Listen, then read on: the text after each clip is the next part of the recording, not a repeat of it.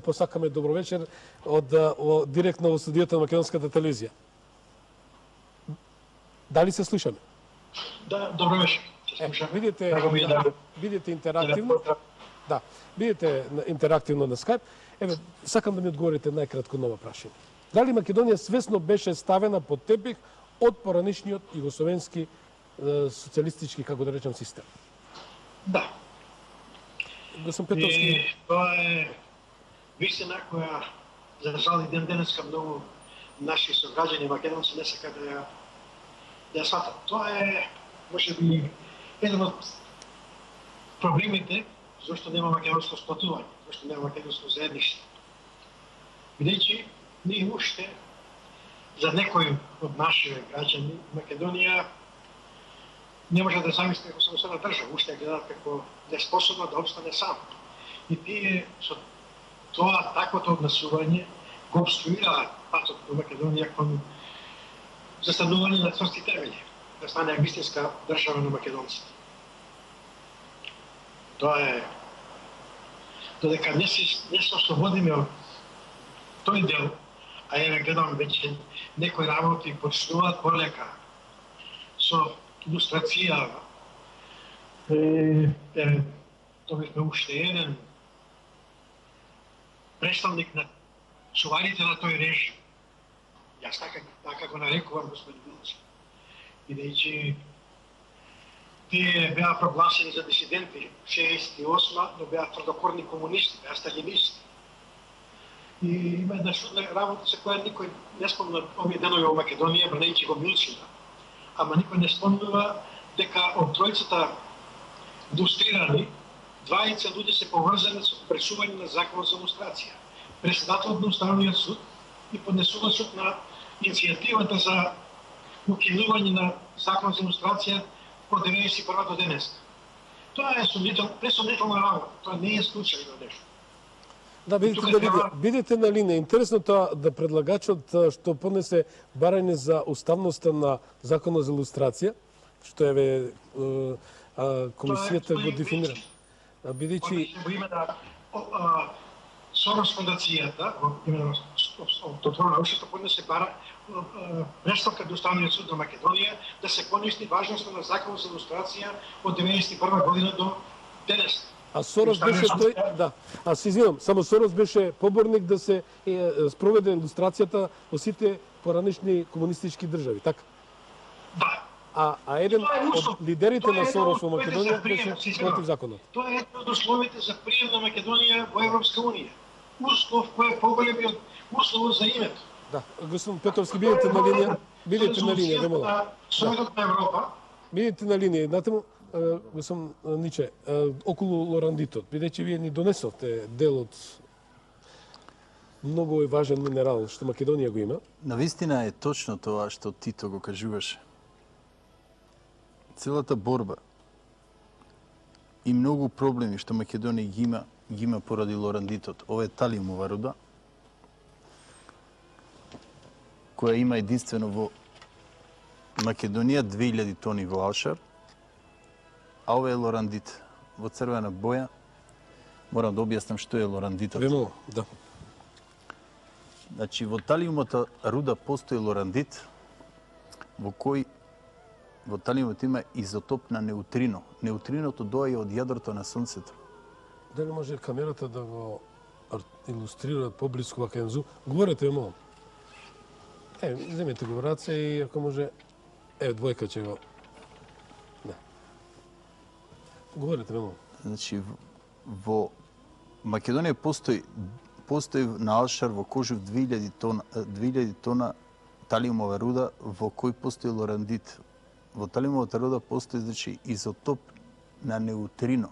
Неутриното доаѓа од Сонцето, од јадрото на Сонцето, и едино тоа може да биде детектор за проучување и осознавање за настанокот на светот. Како е настанат светот? Неутриното е... Значи, во него е содржана најситача честичка лептонот, она што го земаа швајцарците за да го проучуваат настанокот на светот. Она она истражување во Швајцарија поради кое се дигна толку голема Дали прашина. има енергија блиска со сонцето? Како што имам слушно, прочитано. Да, апсолутно. Значи, не случајно го користел Александар Македонски. И не случајно е таа мистерија. И не случајно се толку длабоко мистериозно македонските корени и никој не може да ги откорне. Ниеден ветар, ниеден непријател досега не успел да го откорне македонецот. А ова што го говорам, го потврдува и Светото писмо Библијата. Овде Македонија е спомната 39 пати.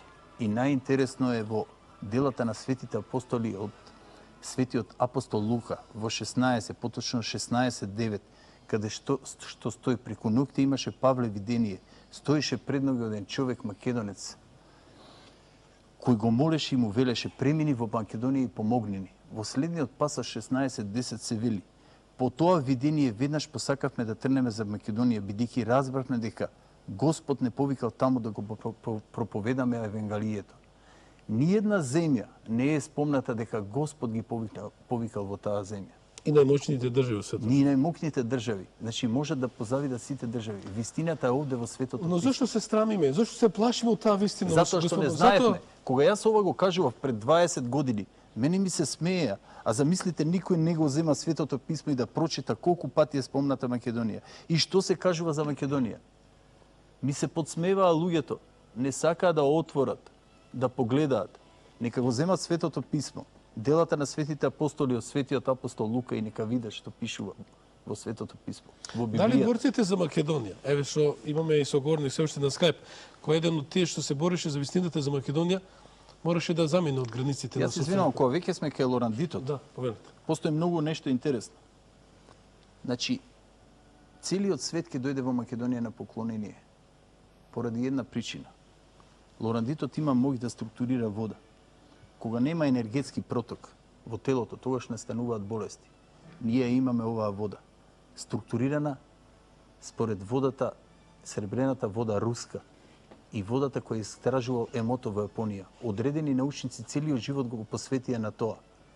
И тоа е истражувано во многу лаборатории и напишани се многу книги околу таа работа. Но единствено, ние македонците го имаме ова чудо. Поради ова чудо, целиот свет ќе дојде, ќе клекне, ќе се поклони во Македонија. Затоа што човечкиот живот во иднина ќе биде од 100 до 200 години, тоа го кажува медицината, науката. Првиот човек кој ќе живее над 200 години ќе се роди по 30 години. Ние ќе промениме колективната свест не само во Македонија, туку и во светот. Нека се плашат предавниците во Македонија. Нека се пакуваат и обезличени со навалени глави нека ја напуштаат Македонија што побрзо. Душманите. Тие се најголемите непријатели што не кочеа до сега. Од сега натаму. Значи, јас дадов заклетва и ви кажав, ќе дојдам кај вас во емисија и ќе обелоденам. Значи, ќе направиме чудо. 50% од луѓето кои се болни од психосоматски болести ќе ги излечиме. Со една единствена работа. Структурирана вода.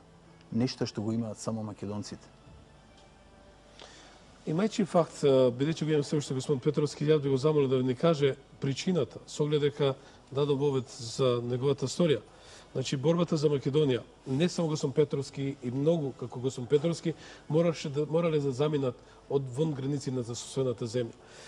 Како вие, како господин Петровски, како македонец, кој до години сте надвор од Македонија, го доживувате сето ова сознавање, ова редефинирање, не да речем редефинирање, или будење во секој случај, или искачајте на тој сон, да речам, јас го нарекувам хорор, навистина хорор, бидејќи да не смееш да се само идентификуваш, да докажеш во светот дека тоа си, што си, дека си македонец, дека не си вештачка творба, дека не си творба која постои 44-та навака. Како вие го доживувате дека има нека промена во менталниот чип кај македонецот? Видите, тоа докажување, ние ќе направиме јас.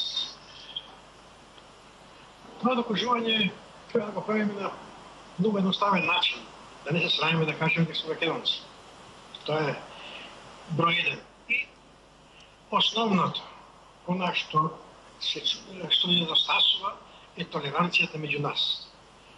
Се чувствам сега еден голем притисок дека мораме да докажеме сите и да се чувствуваме сите како потомци на Александр.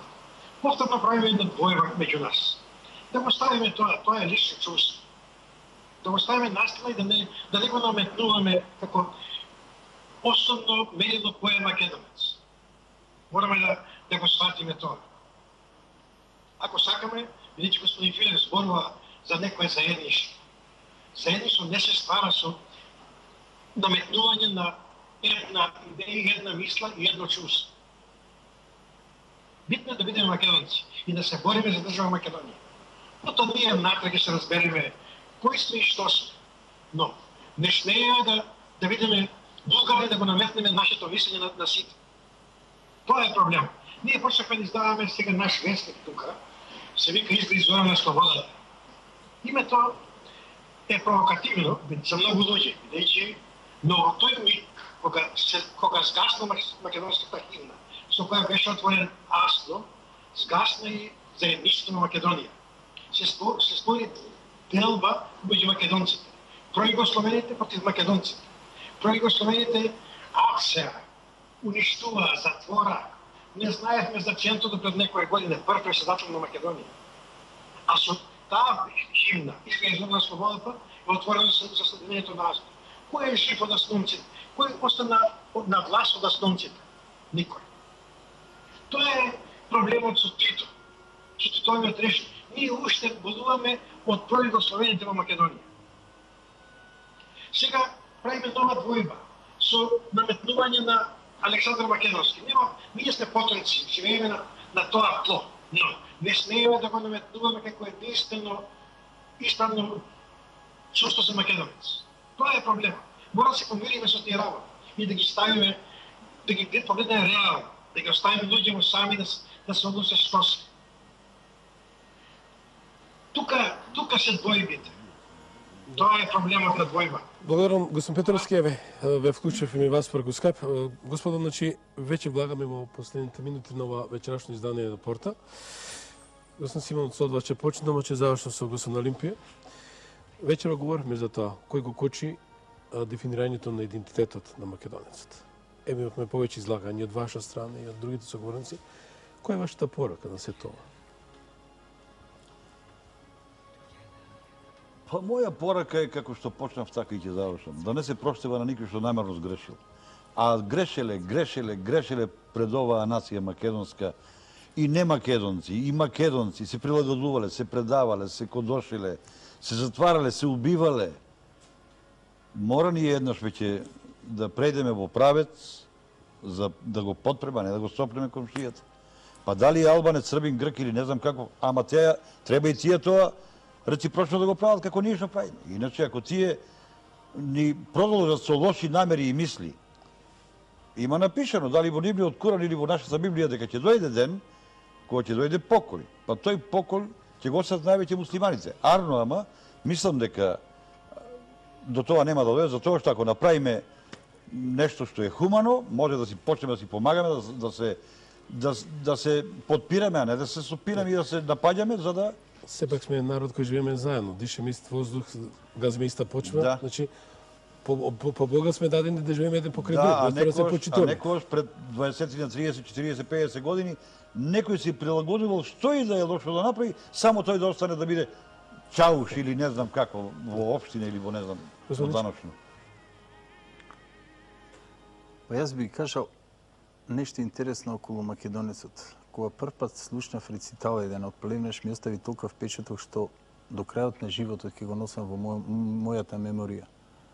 И кој ќе умрам нема да го заборавам. Тој почнува и вели: непријателите на македонското национално единство испратиле човек да ме убие, го подкупиле со 10 лири и го испратиле да ме убие. Јас честопати шетам по Џумајскине, по Белешкине, по Кукушкине, по Битолскине пазари и гледам како се движат цените. Еден вол чини 100 лири, а ваму овега го испратиле за 10 за да ме убие. Како е возможно еден македонец да биде 10 пати поевтин од еден вол?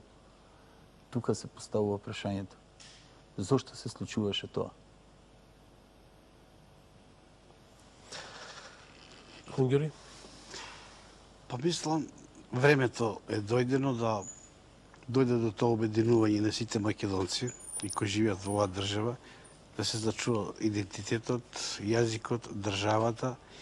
И вториот штрајк што ќе го правиме 48 часа на 30 септември, ќе биде со многу појака порака да било каде во светот и кај нас сите заедно и по куќите малце да се спремат да гладуват, да го осетат гладот на желудникот и да ја сплотиме сопствената енергија и фамилиарната енергија во еден правец. Мир, љубов и спас на Македонија и на македонштината. Олимпија, значи доаѓате од градот на виното, а викат во виното е вистината. Која е вистината? Ако во виното е вистината, во ракијата е кривината, тоа штакма ни е судбината.